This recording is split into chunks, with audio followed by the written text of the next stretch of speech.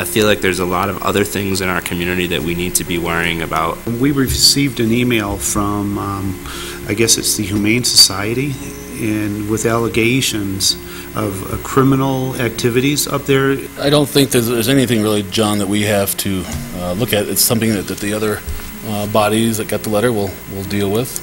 You know, I think it's something that we need to just have in our file. And unless somebody is willing to come forward and say, I observed Dan doing this, and you need to take some action, there's not a whole lot, I think, that we can do. Just get somebody in here who has seen it happen. The things I've seen Dan do can only be described as the Hitler of dog owners. He runs a concentration camp for dogs.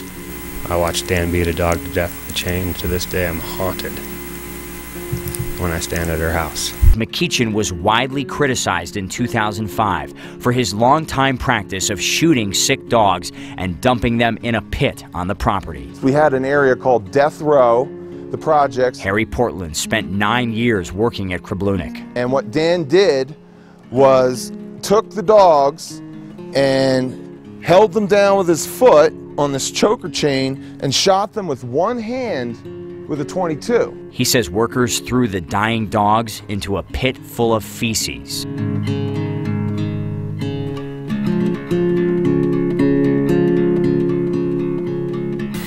I did get involved in these meetings, and my main reasoning for being in that group was to make sure it wasn't designed to put Dan out of business. Krabloonik pays just $10 a year to lease land owned by the town. The deal is good until 2026, costing McEachin $200 over 20 years. The cost of just one adult sled ride is $285. McEachin served 1 year of probation in 1988 for breaking the bones in a dog's face.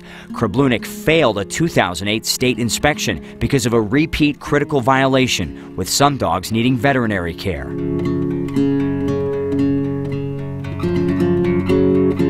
Let's look and see, let's understand the lease, let's spend some time discussing it, and we do it all in public.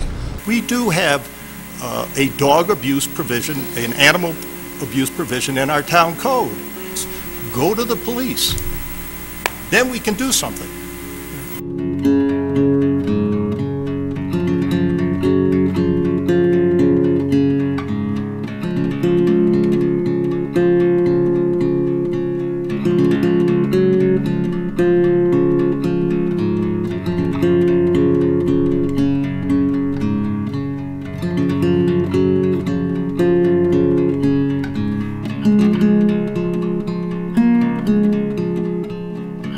If there is going to be something, it needs to come probably from the grassroots, from the body of the people. I don't think there is anything else we are going to do going forward. At this point, I don't believe there's any other direction we're going to take. I'm not sure that there's much that I can say. I don't believe a whole lot that I can do other than say we're watching.